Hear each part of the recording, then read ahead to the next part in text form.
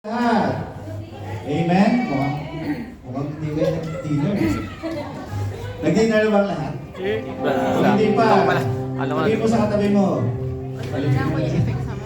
Sumasakasahod ka na, sabihin mo. Sabihin naman. Ito. Teke naman.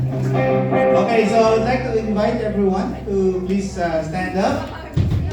At magpuli tayo sa ating buhay ng Diyos. Bago yan, sige, batiin niyo muna yung katabi mo, of course. Sabihin niyo, good evening, brother. Good evening, sister. Wala pa kayo napapansin sa paligid? Diba? Gaganda ng mga katabi niyo. Sabihin niyo naman, maganda mo ngayon, bro. Ang gwapo mo ngayon, sis. Amen? Hallelujah. God is good. All the time. All the time. God is good. Hallelujah. Purihin natin ang ating buhay na Diyos ngayong gabi.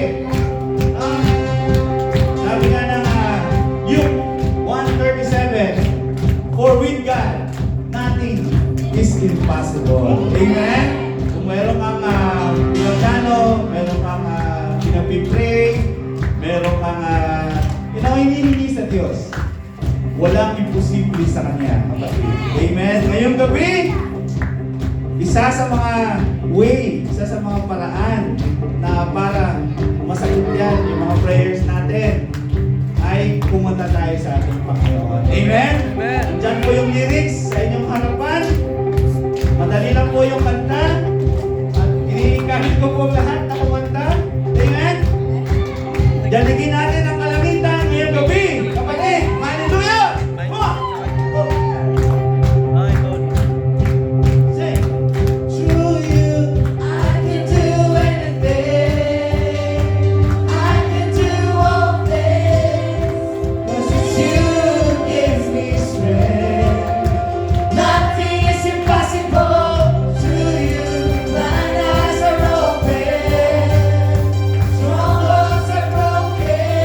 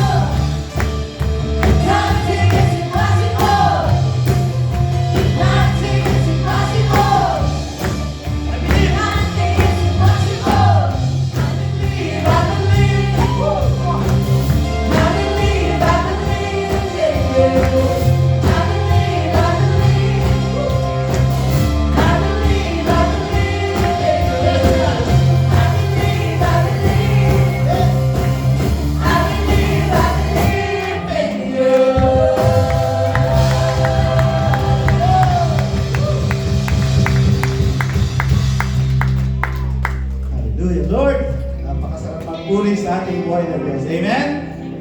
Napakasarap. Bihirang-bihira na nangyayari yan. Minsan sa busy ng life dito sa UAE, minsan hindi ka na I believe, no? Dating mo sa bahay mo, minsan pagkakain mo, daydreaming na kagad. Hallelujah. You know what, kapatid? Kaya ko sinabi na kumanta tayo lahat. Kasi merong instance doon sa Bible na kung nakilala niyo si Paul tsaka si Silas. Kilala mo si Paul tsaka si Silas? Alam niyo yung ginawa nila? Grabe, no? Kumanta lang sila. Kumanta lang, kapatid. Kumanta lang.